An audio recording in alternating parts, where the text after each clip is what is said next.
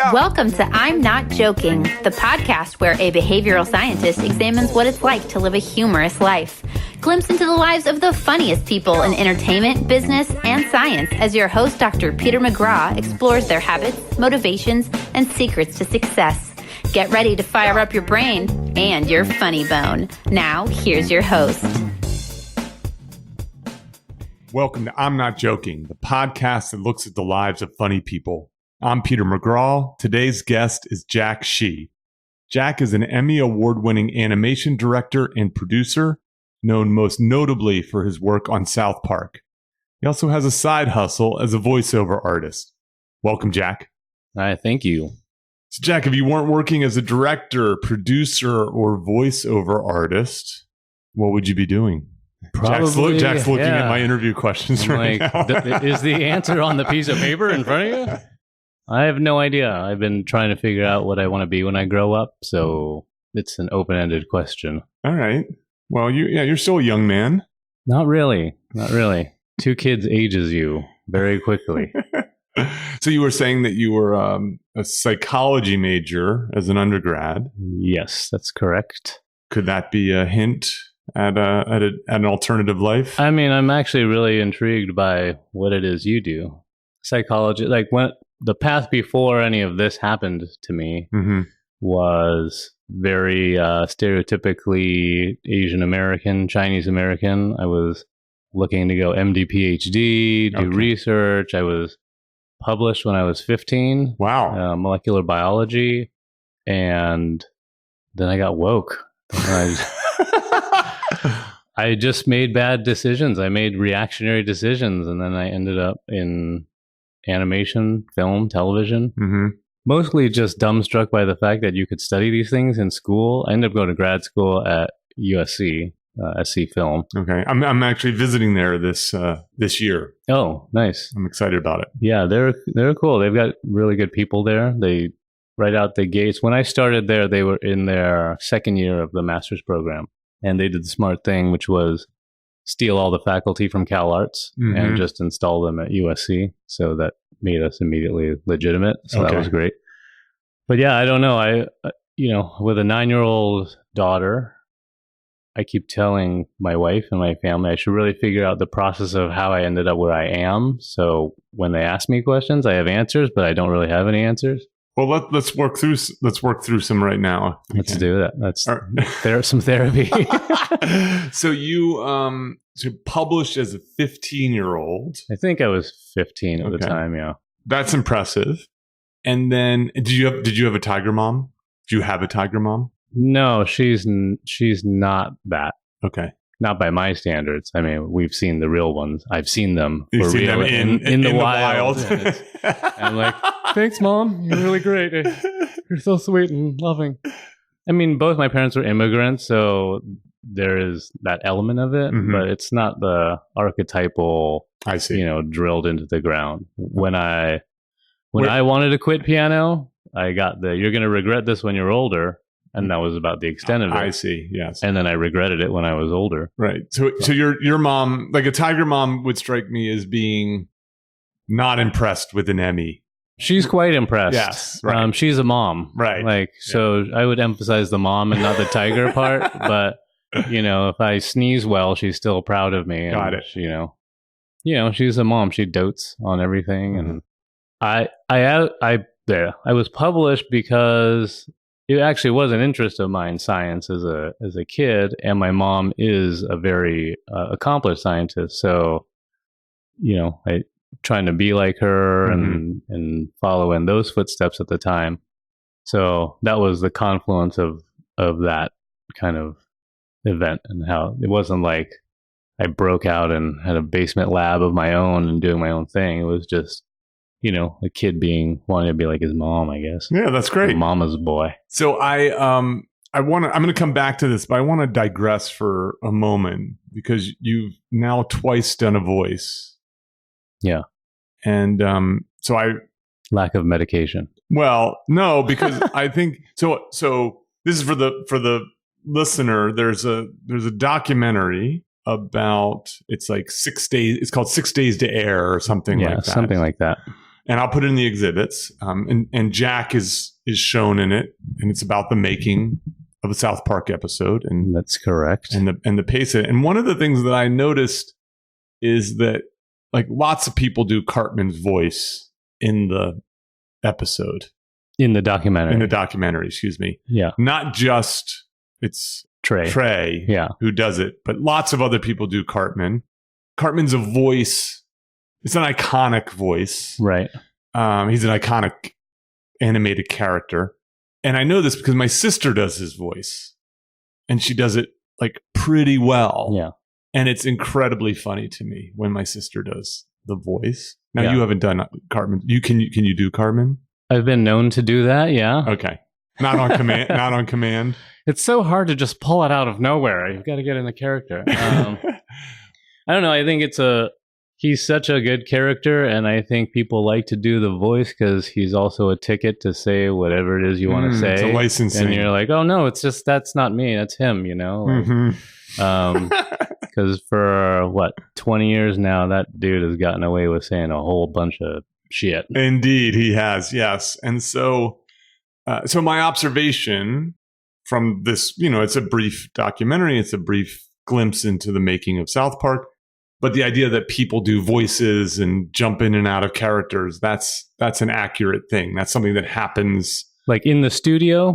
Not in this, well, maybe in the studio, but in the writer's room, when people are around the water cooler. I'm just curious how much these characters, personas, pervade the workplace. They do. It's pervasive, but I think more so just because Matt and Trey are there all the time. I see. I think more of the people that are being annoying Cartman are just people like me walking around, and well, sometimes it's effective in terms of in directing animation is to be performative with the actual voice in hand. So when you're talking about choices people are making in animation, or how a piece of shit comes out of his mouth, it's best to actually be the whole character. It doesn't come across that well in the documentary. Because I would often hide from Peach, the cameraman, because I can be very physical in terms of like animated performance, in terms of conveying to the animators what we're actually looking for in terms of what goes on screen. I see. But as far as I know, it's not like you hear people doing Cartman all day long. Yeah. And in fact, when you hear it, you're like, dude, shut the fuck up. Like, we hear it all day long. you get plenty of Cartman. But then there's just lines that happen in certain episodes that, that are like just triggers. They're psychological triggers that then people are like, meh. You hear it, and then you just hear it around the studio. I see. Or then people think something's funny, and they just say it over and over because they're one of the first people to actually hear it. That it's funny. Right. respect my authority. Yeah. I'm sure that went around the office a lot before it even got aired. There's that Jimmy gets a lot of the fantastic.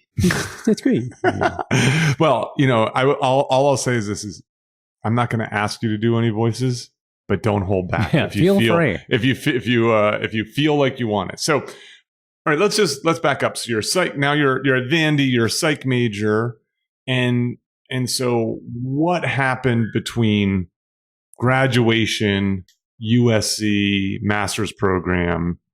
You're like, what made you go west? What made you leap into this world that's clearly not molecular biology and not even a research program in psychology? Yeah, I mean, I guess the nutshell is I had the future was lined up. I had a gig working and then studying for my master's in psychology.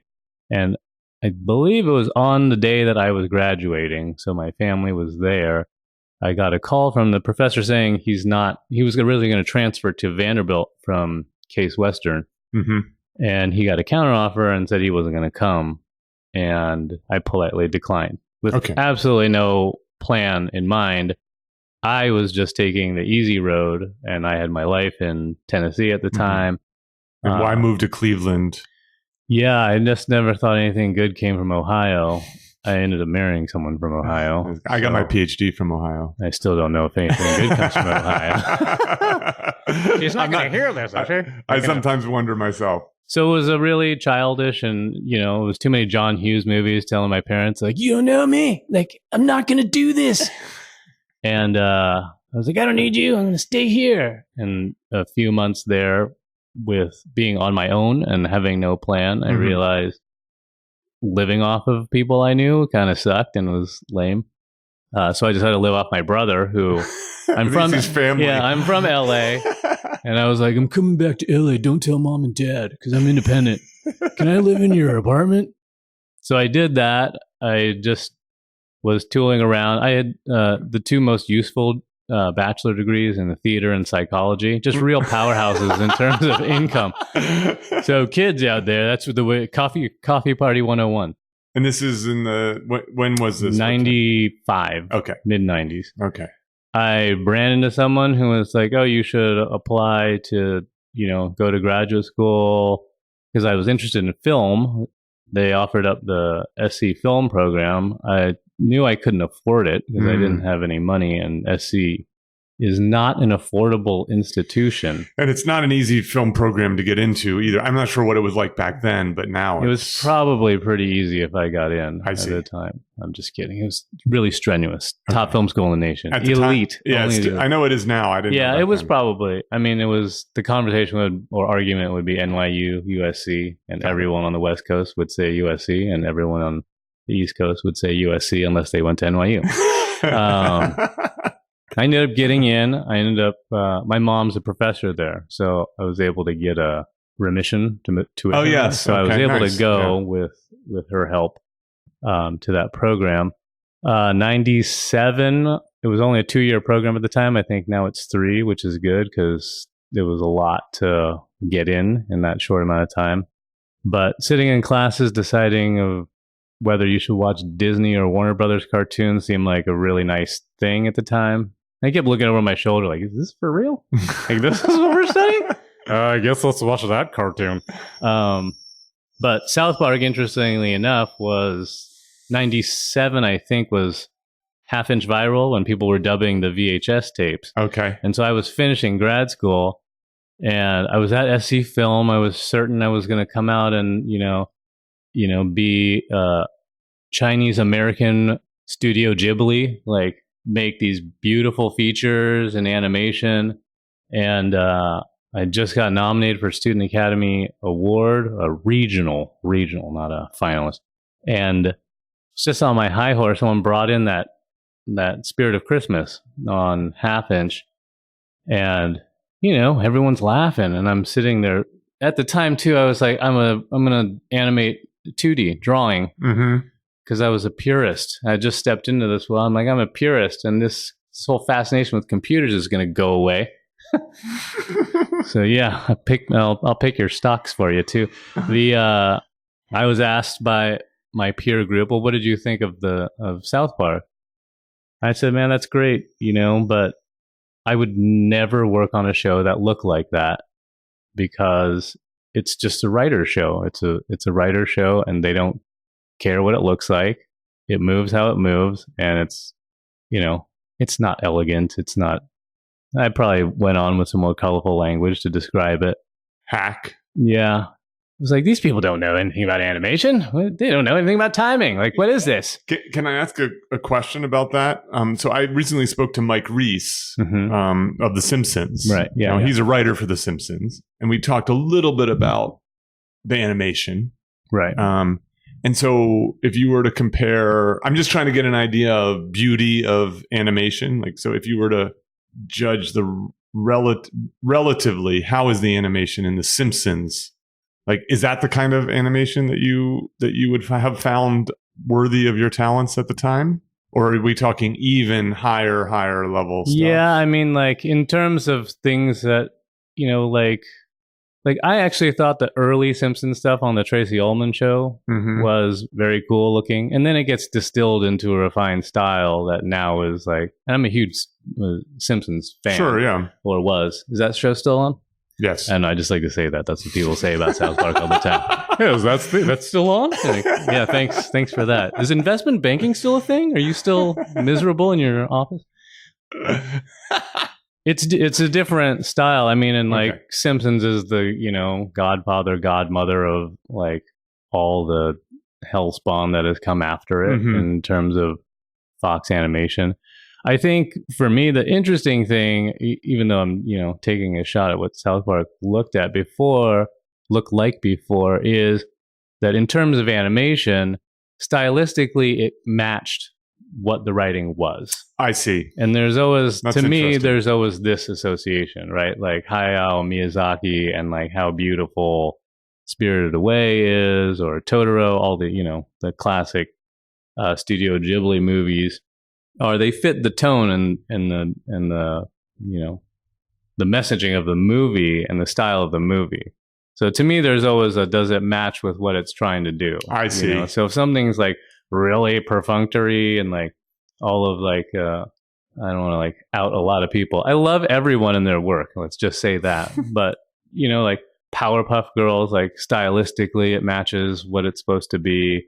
But then some people, they just, especially now, proliferation of 3D is everywhere. Mhm. Some shows look 3D, but they don't need to look that way, and there's just too much resource. When you say they into look it. 3D, what does that mean? I mean, it literally is 3D, like models, but it falls short in terms of connecting with characters. Okay. Where I think something like South Park is. The interesting thing to me, having been there for 20 years, is seeing how it has evolved. Mm-hmm. Not only as, visually, the style of the show and what it's become, but how that works hand in hand with how he's able to tell those stories. Mm-hmm. And it also goes hand in hand with how we actually execute the making of the show. Mm-hmm.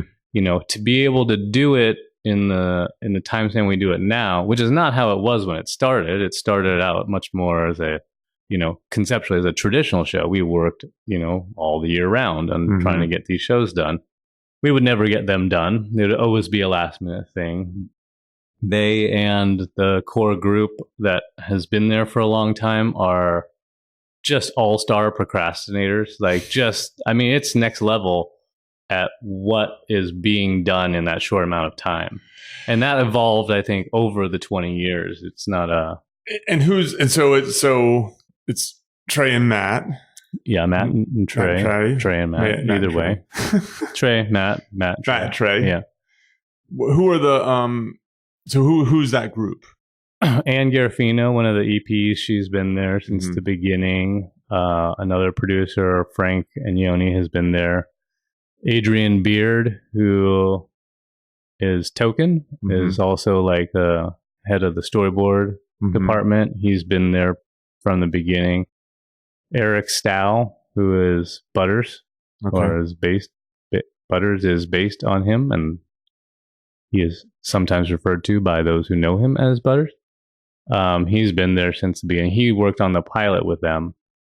There's a couple. Greg Postma has been in storyboard. He's been there for 20 years. That's core. I see. And then but overall, how many people are there?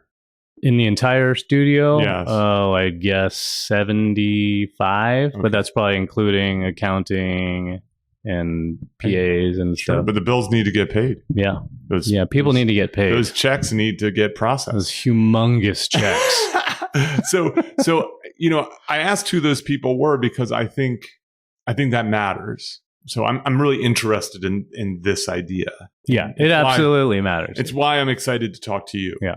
So when I spoke to Mike Reese of The Simpsons, he talked about and he has a book out and he talks about the sort of production schedule of a Simpsons episode. Right. And it's like 9 months. Yeah, it's slow. From beginning to end, it's about 9 months. Take some people some time. Yes. And yet, South Park, equally beloved show.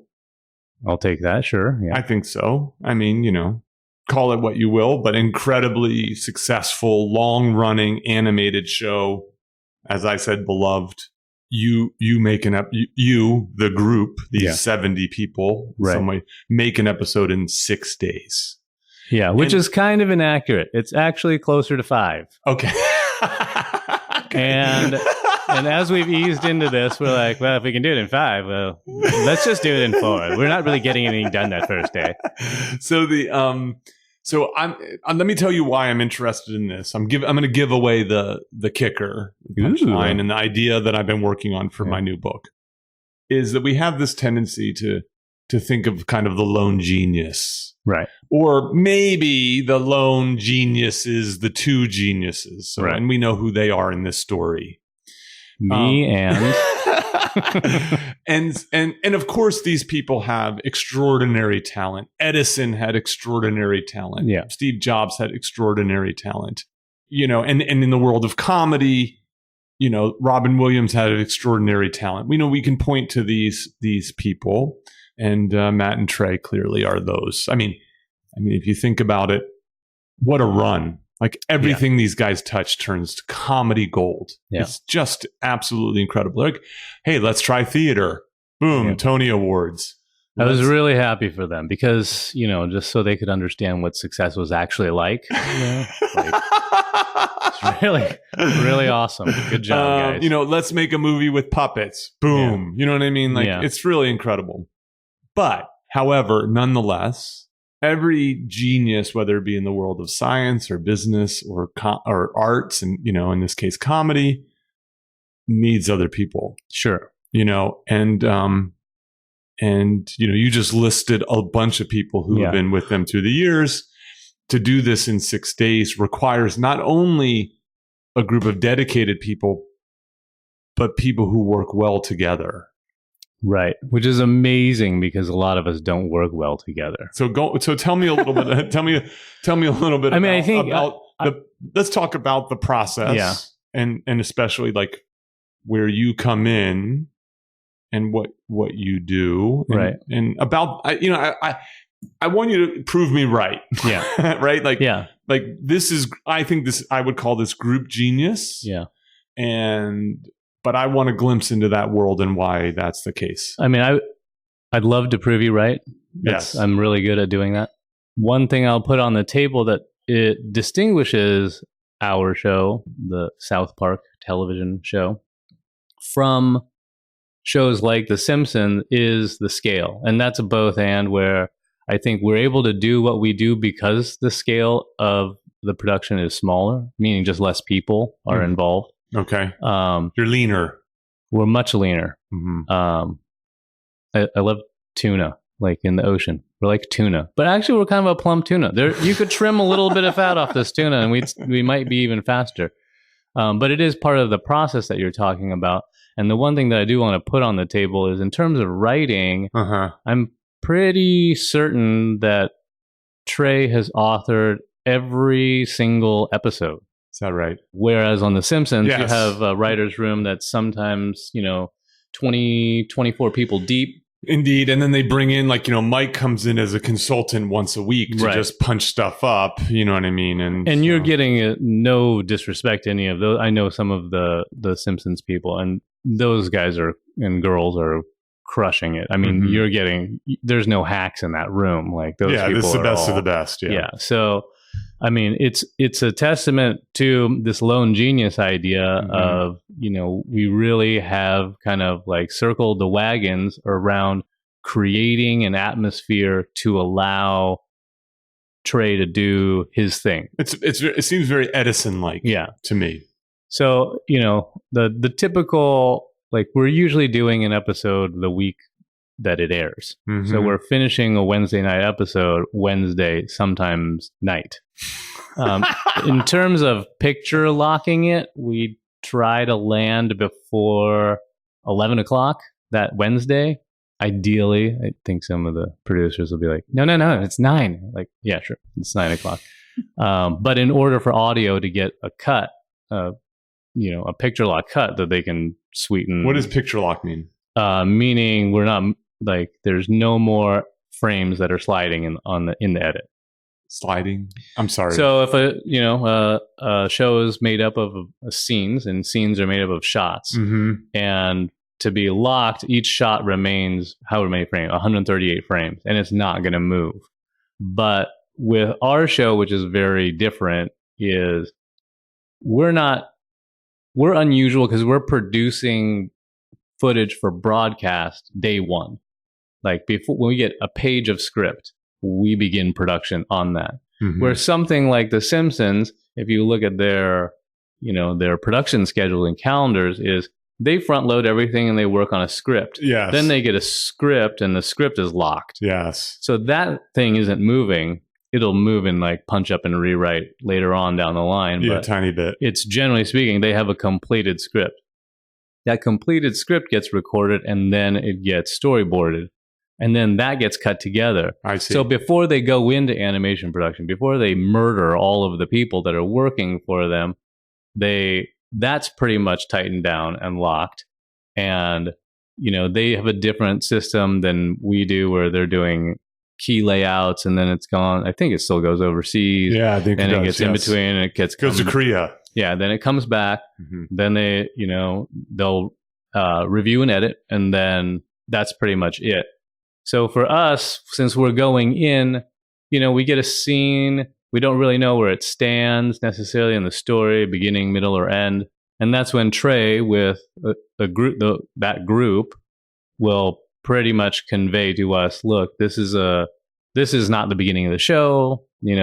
Cartman's had a falling out with Stan. He's on his own. He's trying to get Butters to, do this thing with a bucket. And we don't know where the bucket comes from. We'll explain that later. So we just have a general idea of where it fits inside the show. It's also so our editors generally know how to begin building the show. So it's really, our world is really nonlinear in terms of what stage the show is in. Because starting Thursday, most likely Friday, and really Saturday afternoon, we're hopefully getting pages of script while we are in animatic phase, overlapping with script that we've already gotten that has now been storyboarded. They're concurrently designing new assets or new elements. If there's a new character, a new background, those are getting built into our 3D software, Maya. We use Maya.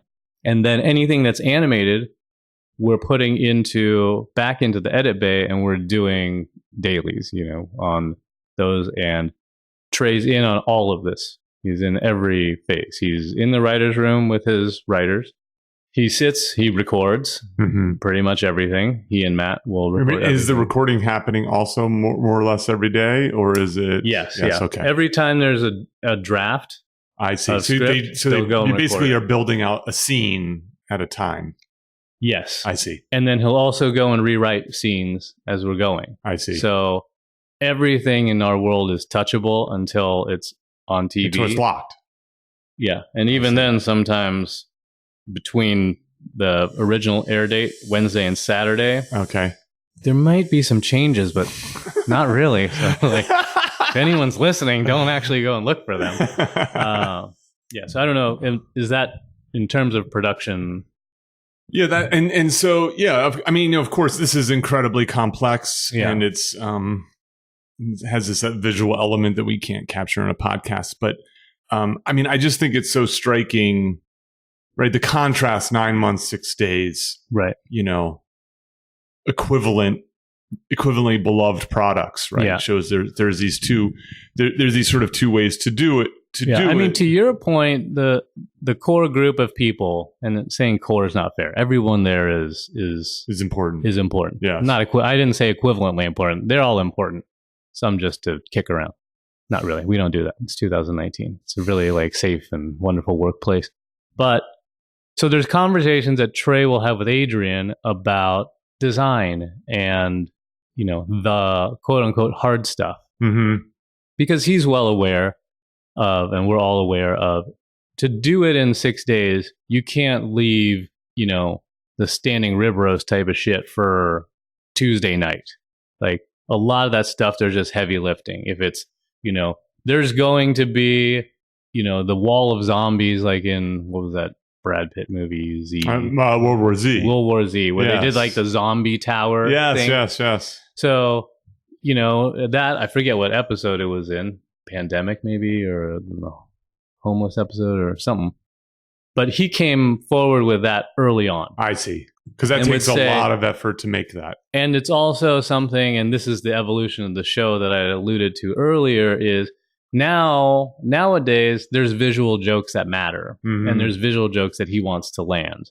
And there will be things like, things, in order for certain things to be funny, like there's an emotional range in these characters that really has to be there, where he can do that now with a more refined style, where I don't think they land or are as funny in its original conception of what the show looked like or original execution. One of the examples I always bring up is, I forget all the names of the episodes because they're just crammed in. The names change over the course of the 5-6 days. But it's one where Kenny dies, like for real. Okay. Like he dies for real. And for real, you guys, not like the, oh my God. And there's a moment that Cartman has in the hospital with Kenny, and he's talking to Kenny, and it's a sincere moment where he's saying, everybody thought that Stan and Kyle were best friends, and I just always considered that you and I were best friends. Which is funny because he's tormenting this poor kid all his life. Yes. But in order for that joke to land and be funny, you really gotta feel the fat kid's heartbreaking, like comeuppance doesn't work if he's like being super loud. And it's a really quiet and sincere moment, but it's like in terms of the animation, then it's like with what I always refer to as, the style of South Park in terms of animation is more poetic than prose, right? There's just limited number of movements, haikus versus, Walt Whitman. Ah, that's very nice.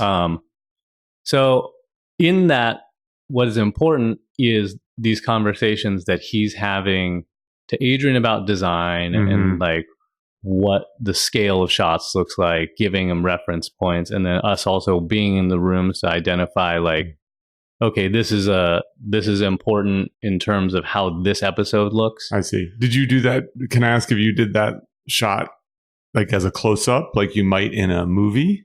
Cartman by the bed. Yeah, it's pretty tight. It's pretty tight. It's tight enough just so you can see him like petting the bed sheet. But yeah, it's very intimate. I see. And that's another thing that has really changed if you look over the history of South Park is, maybe it's my theater degree, but you look at it initially and it's very elementary school staging. I was going to say, yeah. Right? It's very proscenium, and it's very like, oh my God, did you see what that guy said? Dude, what did he say? And they're all talking to camera, and they rarely are looking at one another, and it's very flat.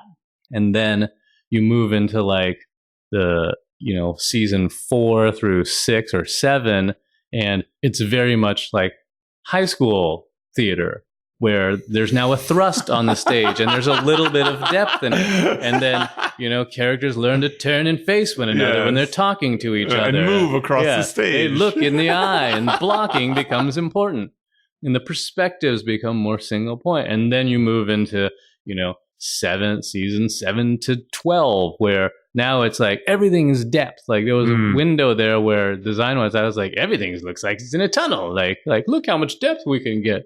And then there became stylistic changes, like we did Major Boobage, where it's, rotoscope animation integrated with, South Park's 2D, or we did World of Warcraft, where there's a full 3D environment using Blizzard's Warcraft and like machinima is what they call it. Okay. And then having that still be South Park alongside South Park. But all those conversations that he's having need to be had and understood by the people that are there, because in that short timeline, you don't really have the opportunity to swing and miss. Yeah, I see. Yeah, you can't fix the zombie tower. Is this close enough for the zombie tower? And I mean, it still happens. Like even last season, there's still shots that are like, where's that shot of everyone blowing up in Canada? All I wanted was a mushroom cloud with 100,000 people dying. And you're like, yeah, it's coming, Right. And we'll do parallel, like in the production floor. It's like, okay, this is what he wants. This is what he's looking for. And we may like try to skin that cat 3 ways in parallel. I see. Just to see what comes out. That's really interesting. So as an aside, I'm sure people are listening and they're having a little bit of trouble tracking some of the language you're using because they just don't know anything about animation. Well, they're stupid. And I'm one of those people. Well, you're stupid. And so is there a primer of sorts that is like, if someone was like, oh, wow, this stuff sounds really interesting. Is there a book or is there a YouTube video or is there something that you think that they could look at to go, oh, I want to understand more about animation? Does something come to mind? No, I would just say ignore it and move on. Okay, that's fine. No. And if I find something, I'll put it into the exhibits because I think, I have a tendency to do this. I go down a rabbit hole, which is like, oh, I never knew about of course what you do is complex. Right. Right. Of course what you do takes either academic training or an apprenticeship plus years of experience. And so you watch it and you're like, okay, these are drawings. Right. And it seems sort of simple, but obviously it's not. And so I like to learn more about these things. Yeah. Which I probably take for granted that I'm like, well, every idiot knows what that means. But it would be the same thing if I started talking about the design of an experiment and the reporting of the results. Yeah, let's talk about that. Let's talk about double blinds. Let's talk about how to implement proper. There's no control model. There's no control variable here. If the tester actually knows about this information, he's going to give away some stuff about well, so you know about both things. Did you see the gorilla? There was no gorilla. So you're okay. So let's step back. You are you're finishing up film school. Yeah. You're accomplished. You kind of a little big in your britches. I never would work on. I was big in my this. britches and not accomplished. Okay, I mean, enough. I think that's youth. I was younger. You're aspiring. You're not accomplished. Yeah. You're like, I would never work on a show like that. And yet you work on a show like that. How does that happen? I did because I was not accomplished. I was big in my britches. Mm-hmm. Bills started coming after. Are you still in your brother's apartment at this point, or have you moved out? I was still in my brother's apartment at this time. I think by this time his roommate had left, and I conveniently slid into that spot. Yeah, sure. But I was not really contributing. So thank you, brother, for all of that. By the way, yet another example of like the guy behind the guy. Yeah. There's, speaking of brothers, like Picasso had a brother. Right. Picasso's not Picasso without that brother. Yeah. And, Van Gogh as well. Is that right? Yeah, Theo. Oh, wait, maybe I'm thinking of Van Gogh and not Picasso. I don't know if Picasso had a brother. Okay, Van Gogh, you're right. It's Van Gogh had a brother. Yeah. Who, we should all take a moment and thank that guy. Yeah. Maybe. Yeah, so what's your brother's name? Jeff. Jeff. Thank you, Jeff. Thanks, Jeff. There's something that you had said. Oh, resources. I mean, I guess basically it's all just film school stuff. Mm-hmm. It seems more complicated, I think, the way that I'm presenting it, because what is typically a straightforward and more linear method of doing animation, you never go to phase B until you're through phase A. Yes. We just happen to be doing all phases simultaneously, which makes it sound complicated. But the key, what allows you to do all phases simultaneously is you have this hedge, which is you might be working on the same scene in 3 ways. Yeah, so I don't want to overplay that, because hedging that is a very dangerous thing, because that requires 3 times the amount of resource to yield one thing. Yes. I'm a huge systems human being. I love systems, whether they are neural pathways in systems for cognitive behavioral therapy or whatever, No, by the way, all the new psilocybin research is crazy. I know, actually. So we have I've had my buddy Shane Moss, is a comedian on this, and he's become an expert in psychedelics. Yeah, dude, it's crazy. Yeah, I know. I don't know if it's come up yet, but yeah, I actually think I don't know if it was in that podcast or I'm working on a secret project that I taped with him. But this book, Changing Your Mind, the Michael Pollan book, I love it. It's this stuff's hitting mainstream. It's really fascinating. Yeah, what's his name? Graham Hancock. I was listening to him on Rogan, and he talks briefly about ayahuasca and that. Yeah, Rogan's a big psychedelics guy. Yeah, he is. The Hancock, I want to get his new book. He wrote Fingerprints of God. Is that I'm not familiar. In 95? Just all about like the missing, there's a huge gap missing in human history of other civilizations, advanced civilizations. It's pretty cool stuff. So you said you're a big systems guy. Yeah. So, a lot of it is, and one facet of what I'm doing there is, in terms of the production floor, is kind of channeling resources to make sure we make it to the end. And is that is that the major job of an animation producer? I think I will say, like, a lot of the way we do things in there, because of time and just because of the nature of the environment, is a little bit different. Mm-hmm. So, like, producing there is more, there's some more hands-on stuff. It's less, there are times when it's like, putting together a team and what's that budget look like and all of that business. But a lot of it in our day-to-day practical show schedule is that kind of macro organization. And that falls on your shoulders?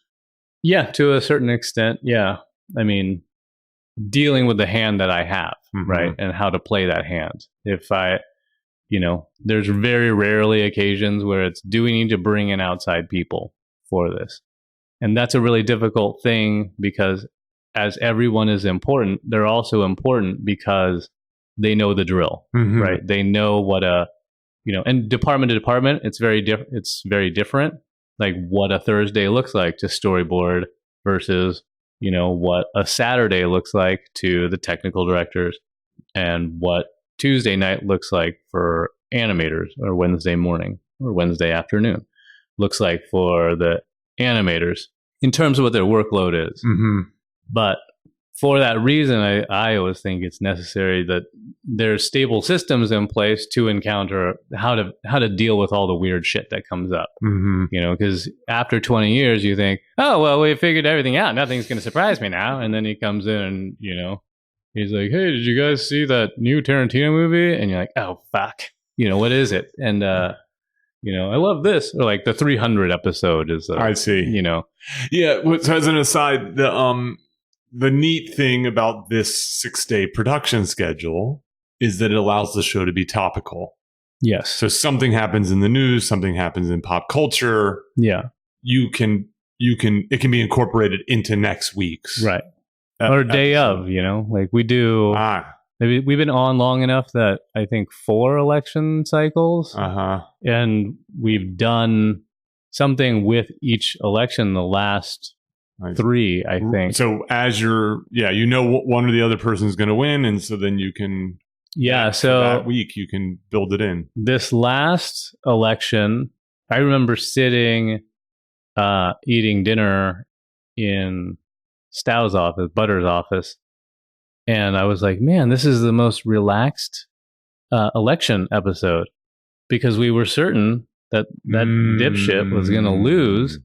And there wasn't a lot of onus put on contingency. Yes, I see. And then right around then, like, the horribly awful news started to roll in. Like, this isn't what's supposed to happen. And ironically, we did a parody of the election, Canadian Donald Trump. Okay. Which apparently nobody saw, because then this never would have happened if people saw it. You're like, we thought it was funny. He was running for president when we all took it seriously. It was too late. And you're like, oh yeah, well, that happened. But that episode, and this is where the lone genius comes into play, is he was able to take a show that was built out in a certain way. Right. I think he completely rewrote like 5 scenes of the show, retooled a handful of other scenes, and made sense out of something that otherwise didn't. Yeah. So that was overnight. What happens if Trey gets food poisoning or has the flu? He's not allowed to do that. Can we do a rerun? What's going on? Could it be done? Let's suppose he's like, you know what, guys? I need a break. You guys take it this week. I don't think he would ever do that. No, I know that. Do you think? I'm like, would he do that? Towing the party line. No one could ever do it without him. It's so great and wonderful. No, I mean, I think what would... because look, it's an interesting thought experiment. He's been sick. Okay. And you can hear it. Like, in the voice. You're like, all of a sudden, Randy, Stan, and Carmen all have a cold. Well, it's going around, you guys. I just don't feel so good. Sharon, feel a little stuffy. So there is that. I mean, we've had to adjust our schedule for his health at times. Yeah, of course. I mean, I'm wondering, we missed one and there was a power outage. Oh, fascinating. So we missed one.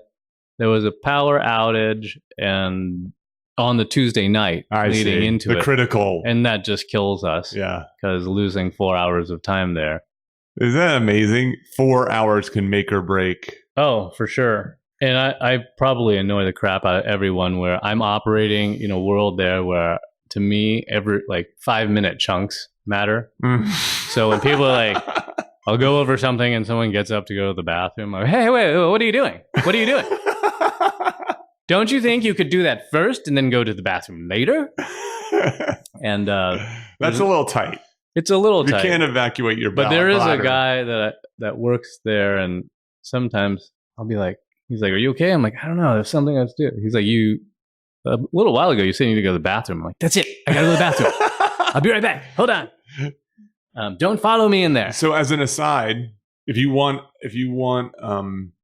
support for why your employees should hold it, there's research on how when people are holding a full bladder, they're actually better at delaying gratification in other ways. So they can actually be more focused on tasks and so on, because it activates a So I'm just going to be filling water bottles and it's Tuesday at midnight. Are you thirsty? Maybe you should be.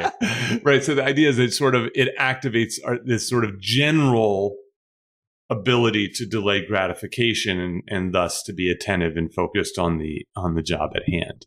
That's interesting. It's very fascinating research. Do they do that with kids with ADHD? I think this is done with college kids. Just be like, no, Billy, hold it. It's very Billy tested really high today. It's really hard to do research on that population, so they do it on college kids mostly.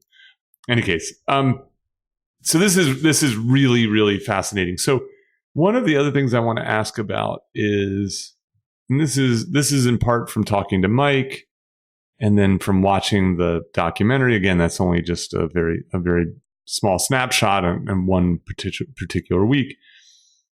Is it a happy place? It seems like a happy place. I'm very happy. I don't want to change a thing. I love it there. Is like, of course, I can imagine, like, especially with that frantic production schedule, but it's like a place where people laugh a lot and they seem to get along. They like each other. I think it's a very intense place to work, and it's not for everybody. Okay, so who's the ideal kind of character to be part of this group?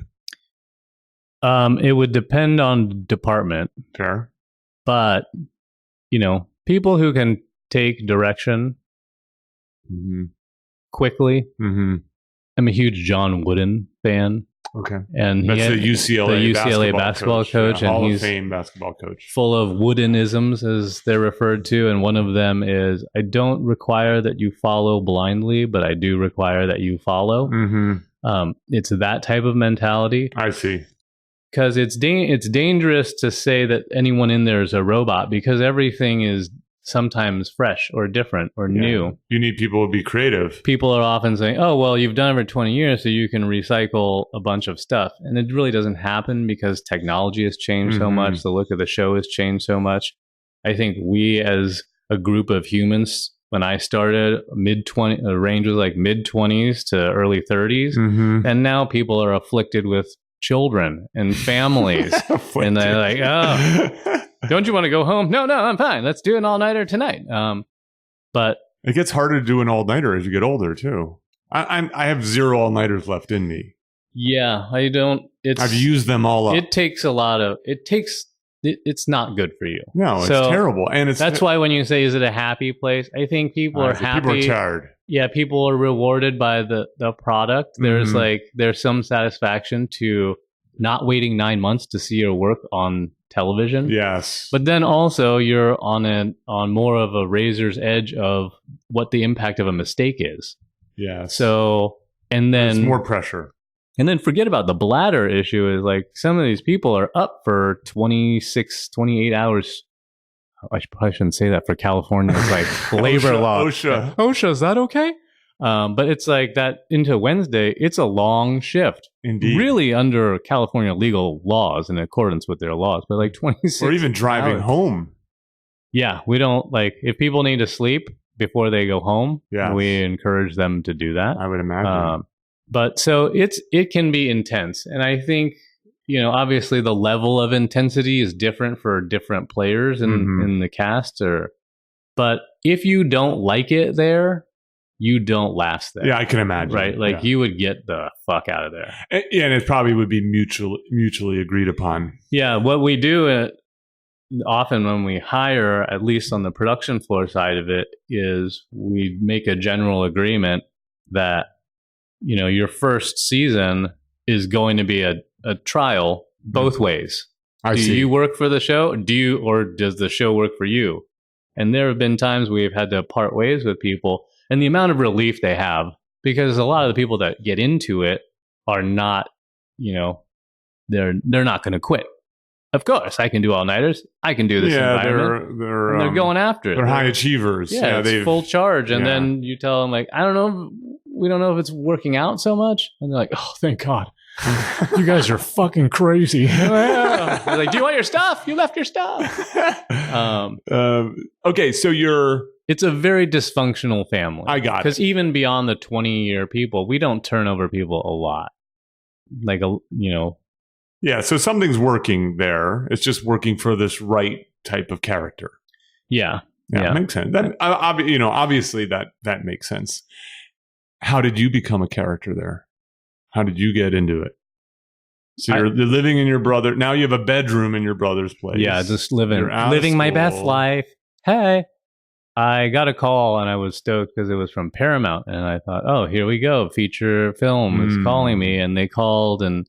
I called back and they said, we're doing an animated feature called, for the show South Park. So this was 98. And it had just, I don't know, it was in the middle of its first season or whatever. I respectfully declined when they initially called. Oh, okay. Because I thought, I'm like, what's that? That show's never going to last.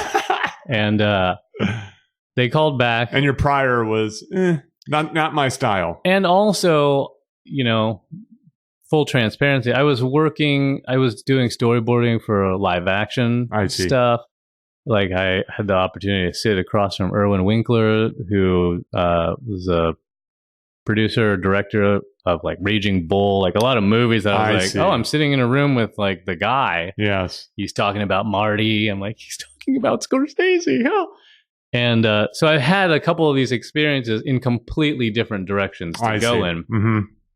And so when that opportunity came, I had other things in the hopper. They had called me back. And also, in fairness to you, who could have known? Right. Right. I mean, in this town, they did. Right. And I was like, these guys are really sure of themselves. They don't know what's about to happen. When you say that these guys, Matt and Trey. I see. Well, they called back and we talked about it. And I said, I don't know. It just doesn't look like the show's not it's not an animator's show. Mm-hmm. And they were calling me just as an animator, not to direct or anything. And, their pitch was, this is the thing, is we want people who can elevate it and take it off of small screen and help put it on big screen. And that was enough for me to say, it's a 3-month gig. I'll just take this. It lines up with my schedule. Mm-hmm. I'll take the credit. I'll move on. And nobody I went to school with will ever know that I worked on that thing. Because who watches credits that deep into the movie, right? I see. It's only used like telling your mom or like your besties, like, hold on, pause. So I went there and started working on the feature. Mm-hmm. That's how I started there, which was the beginning, I think, of their second season. So that's also insane. They were doing their second season of the show, and then we're doing concurrently a movie. And they created a second crew to do the movie while they were also doing the TV show. Oh, wow. And I thought these dudes are just nuts. They're nuts. Which it turns out, guess what? I was right. They are, they are nuts. I mean, as an example of how nuts they are in the documentary, they go to the Emmys. Yeah. And they're tripping. Yeah. That was the Academy Awards. Academy Awards. The Academy Awards. The Emmys is nothing. Sorry. Everyone trips at the Emmys. Not really. They go to the Academy Awards dressed as women. Yeah. And were on acid or LSD. Yeah, same. Yeah. I wouldn't know anything about that, but right. it's the same. Yeah, same thing. LSD acid, Can you imagine if someone tried to do that now? Oh, yeah. Man, the world has changed. It has indeed. It would have broke the internet. Yeah. The internet broke. And number 7 will shock you.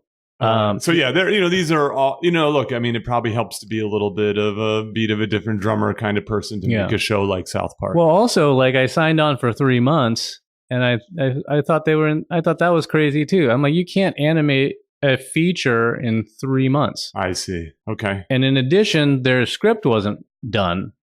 And I thought, wow, these guys didn't go to SC Film.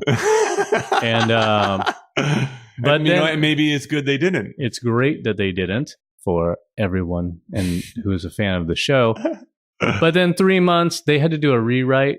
There was really some tragic things happened, like Columbine happened in the course of that movie. Matt's from Littleton. Mm-hmm. So there were things that impacted not only their just human lives, but affected what the storyline was. Mm-hmm. And I think the initial, and this is, I could be totally wrong about the details of this, but parts of the script had kids taking over their school. Yes. Okay. And so that kind of was that's not funny. That's not cool. We can't talk about that.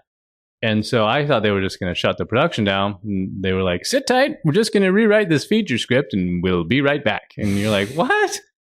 But then 3 months became 5 months and there was extensions in it. And the writing was on the wall with how these guys, and the women that were there, how they work was they're just pushing to whatever these deadlines are. Mm-hmm.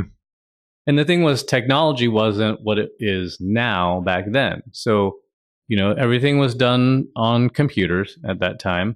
And when you would finish a shot on your computer, you would need to send it to what they call a render farm, which is just huge blades of data, where it's then converting your computer frames into, back then film, right? Like a 2K image, frame by frame. And that took time, sure. Right? So you would finish a shot, you wouldn't expect that shot to be done rendering for hours and hours, 6 hours. Some heavy shots, maybe half a day. Where today, seamless. It's pretty seamless, and the only thing that holds us back is, oh, my wrist hurts. Get to work. It's already back. Nowadays, our animators will be working. Humans are what slow things down, not technology. Sometimes. Mostly, though, we're limited mostly just by human power. But some of the human power runs into computational power or computational failure or computational error. That stuff adds up real quickly that you have to safeguard against. But in our building, if you're given, I will divide up scenes we're not like the traditional Disney, old school Disney systems where, hey, Peter, you're really good at physical comedy. You animate Cartman and you don't do anyone else. Everyone in our building animates everybody. I see. Obviously, people have their strong suits. Some people are good at physical stuff. Some people are really good at sexual stuff. Some people are good at dancing. And is someone really good at poop? Yeah. I think that's general. If you're not good at it, I try to get you up to speed there. And there's a lot of great poop conversations of when Cartman has diarrhea, just don't. Why would you have him hit Mom in the face? That's just wrong. What are you doing? Like, get it off her face. Like, oh, I thought it was funny. Like, you're just rude. Respect your mother. So I want to, we're nearly out of time. So I want to cover at least one more thing here. This is obviously for me fascinating. So I talk, at various times when I give talks. I don't think I've ever really written about it, but, I talk about these animated primetime, comedy television shows. Yeah. Family Guy, South Park, Right. Simpsons, etc., and how they get away with what they get away with. Yeah. And I think, one thing is they get away with what they get away with because they've been on the air for so long. They've pushed the boundaries for so long. They already have so much license. Right. The stuff that happens now probably couldn't happen in season one, kind of like have trained the standards and practices people. But the other one is, and this is, if I may for a moment, talk about humor research. Sure. So the work that I've done, and forgive me, audience, if you know this stuff, the work we do in the humor research lab says that humor arises from things that are wrong yet okay, things that are threatening yet safe, things that don't make sense yet make sense, or what we call benign violations. Right. So there's a whole world of things that threaten the way the world ought to be. For example, pooping on your mom. Yeah. Right? Perfect example. Now, obviously pooping on your mom's not inherently funny, not necessarily. And so what is it that makes... Is it not?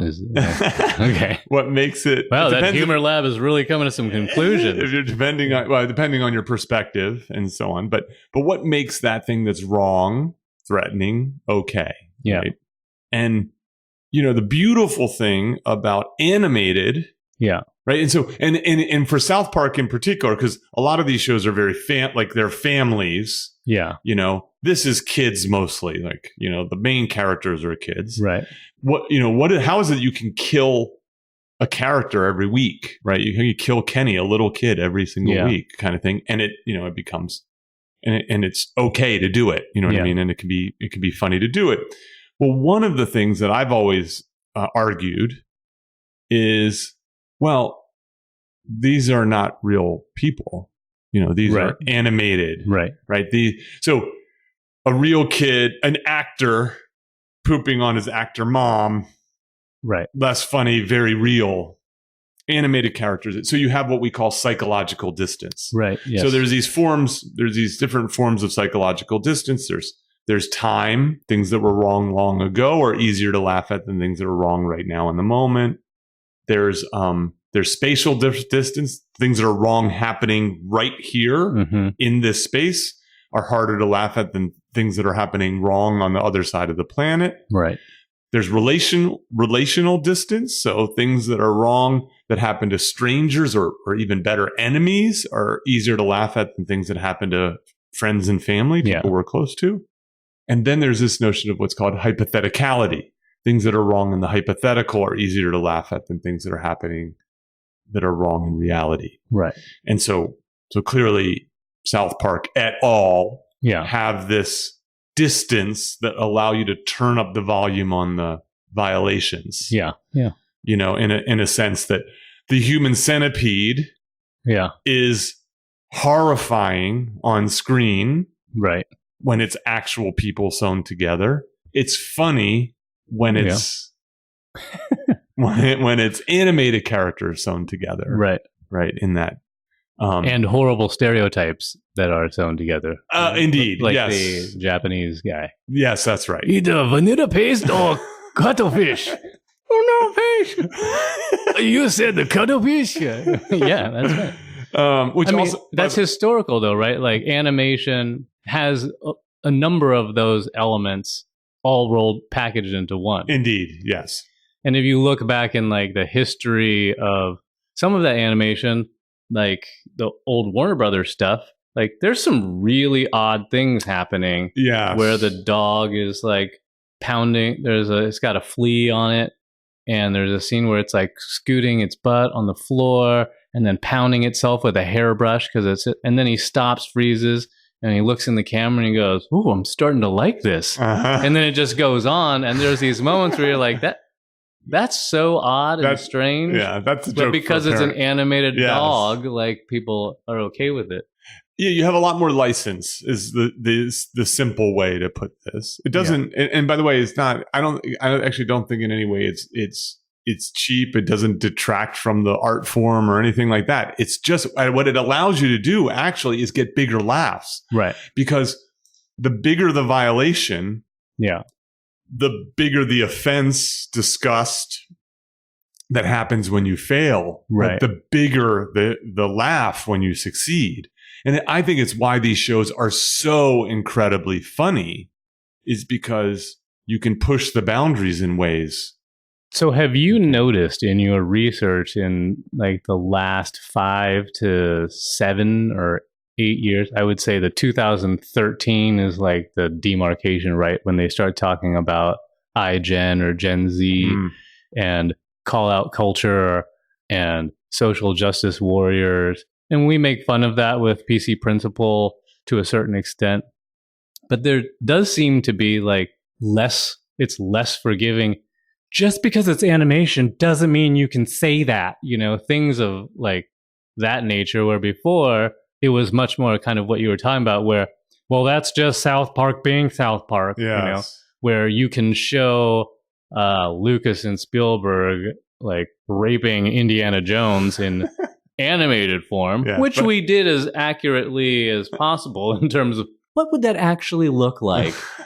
But if you did that live action, that would be horrible. And like, what kind of weird people are like, hey, remember that scene in The Accused when Jodie Foster is on the pin? Let's redo that one with Spielberg and Lucas. And you're like, that's weird and gross. But I even think you couldn't do a lot of the stuff we did if you were starting today. I don't have data on this, but anecdotally, this certainly seems to be the case. Where I think one is that people. Here's the problem. I do think that young people get a little bit of a bad rap when it comes to this. Yeah, because the problem is we have what psychologists call a confound. Yeah, that is that at the same time that seemingly people are becoming more aware of the issues of, well, whatever ism you want to talk about, and how it connects to media and popular culture, and people setting more boundaries, is also the same at the same time that people have a microphone or megaphone that they used to not have. Right. And so how much of this is just an amplification of what would sort of be there anyways? Yeah. And how much of it is that the sort of zeitgeist of a generation has changed? Sure. And so I don't know what the answer to that is. But there is that component, because when you're talking about like relationship or relational distance, or the distance that's created between, whatever the violation is and whatever you're seeing, like with the advent of internet, social media specifically, that distance apparently is a lot smaller. Yeah, it's very close. Like, things are very close. It's right there in front of me. And that, I think, is a hand in hand with the echo chamber or the megaphone of like, now I've closed down that distance. What used to be something I assumed happened in Arkansas is happening right here in the palm of my hand. Yes. And it's amplified. Yeah. And also, the other thing too is that things are taken out of context. And they also arrive in the hands and minds and hearts of people who they're not intended to arrive in. So imagine, let's take the Indiana Jones situation, right? So obviously there are people who, and for good reason, think that rape is not a good topic for comedy. Yeah. Right. That's a statement. I think I can safely say that. So think about South Park 20 years ago versus South Park this year. Yeah. Well, you do that same kind of scene. Well, 20 years ago, you had to be in front of the TV. Well, now you're probably a South Park fan. Yeah. You're watching the whole show. You're laughing. You're having fun. And even if that scene's a little off-putting, right? You roll with it, right? You're a fan. You're loyal. You like it. You're having fun otherwise, etc. Yeah. But now you can see that scene as a non-fan. Yeah. Outside the mindset of this playful 22 minutes. Right. and it's dropped in your lap Sunday morning at 9 a.m. You know what I mean? Whatever it is. Yeah. And so now it's just this like perfect storm of it's not the right set. It's not the right setting to steal from the psychedelic stuff. Right. It's not even the right person for it. And, and so you just, and then you have an opportunity to, you're not just going and telling your friends, you have an opportunity to blast it out as the way you want. And, and also then to be able to talk to the other people who weren't aware about it and so on. Yeah. So I think these are complex topics. I actually think they're good topics for comedy to be tussling with. Yeah. Because I think that it can push comedy to be even more creative and better. Yeah. Right. And I think a lot of comedy's lazy. I'm not suggesting South Park's lazy. That clearly is not the case based upon our conversation. Yeah. But to push comics to be better about those things. But maybe lazy isn't the right word, but from my lens, there's definitely an impact into, hearing the echo chamber in some of the more recent storylines is, there's there is a knowledge that the world is watching, which is a weird thing to say after your show's been on for 20 years.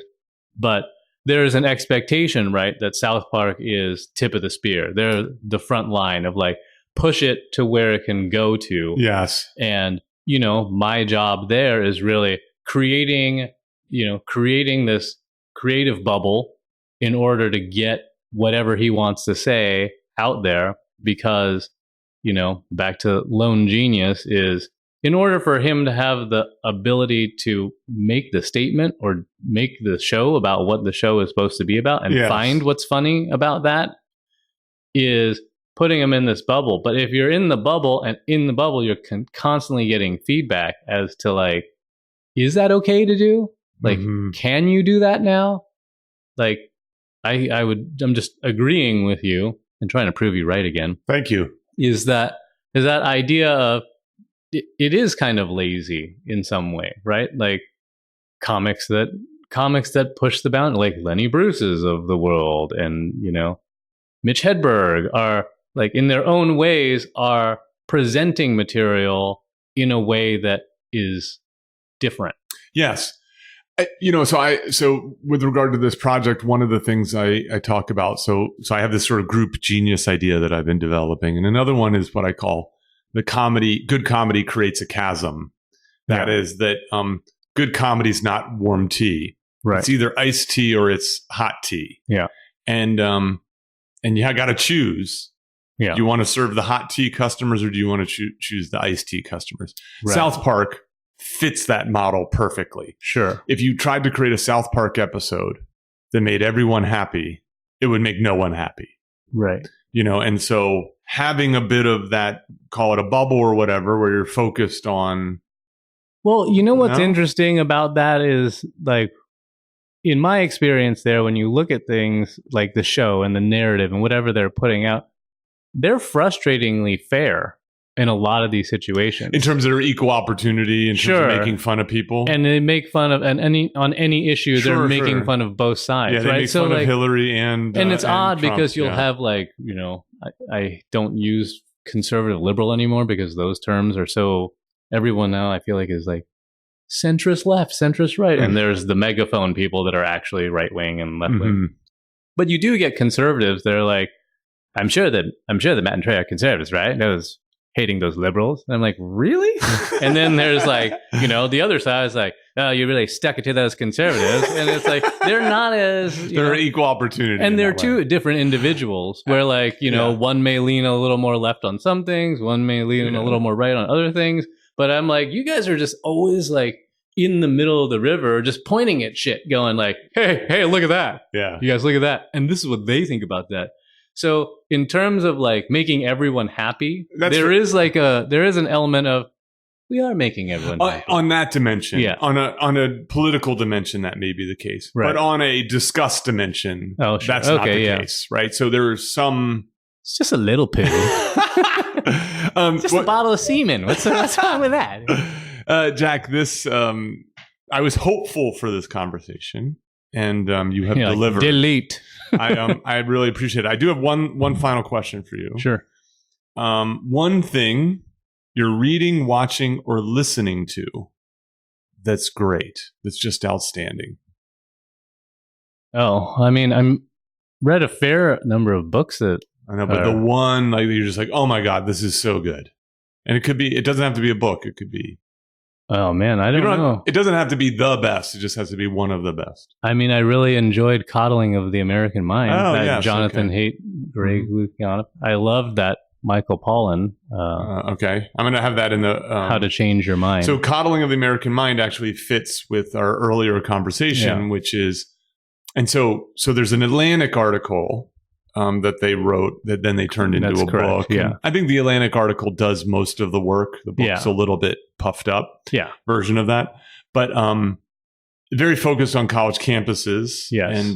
And the sort of megaphones. The idea of safe spaces and the origins of this, and their thesis, if I remember, I think I can articulate it correctly, is that sort of well-meaning parents and university administrators have kind of put in a set of protections, are protecting young people in a way that actually is backfiring, right, and putting them at risk because they're not able to sort of tussle with difficult ideas. They can't cope, and so what they're doing is shouting down opposing perspectives, and unintentionally. I mean, because I had no idea that question was coming, but it's pertinent to this last point about lazy comedy. Yes, because the extrapolation from what you are articulating, which I think is 100% correct, is if in the university setting you aren't allowed to challenge an idea, like where does that challenge come from?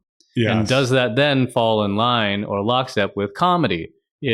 That's an arena where that was also like fair game. Yes. Like you had different perspectives. You have all, right wing, left wing comics, and people are naming things and offering a real editorial, but shrouded in like, but wasn't it funny when then she referenced her breasts? And like, oh yeah, I guess that's funny.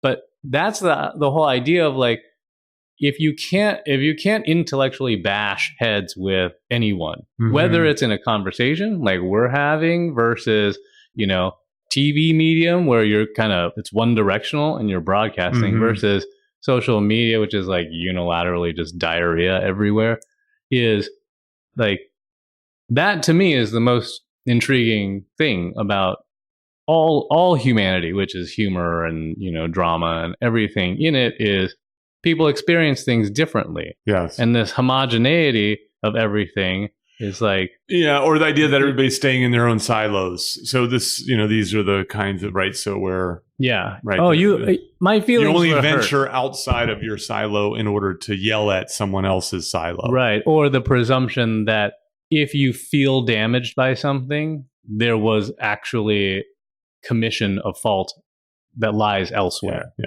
I think this is... I think it's a worthwhile... I mean, the critique, I think, of this is that they cherry pick a bit in terms of the anecdotes and stories of... for sure. It's like, I can tell you this, is that as a university professor, first of all, I see very little of this kind of behavior. I mean, I do see some of the sensitivities that people talk about, and I see a little bit of that. I kind of sometimes wish my students would be a little tougher. Yeah. But I will tell you this, first of all, I'm glad that students care about these things. Yeah. Because for a long time, they were asleep at the wheel. Yeah. And then the other thing is like, as a class, as a profession, professors are pretty freaking safe. Yeah. And so, that's the pushback on that idea. Right. But it's certainly a fun read, and it's a provocative. It is. And I think you're right in that the actual Atlantic article is kind of more to the point.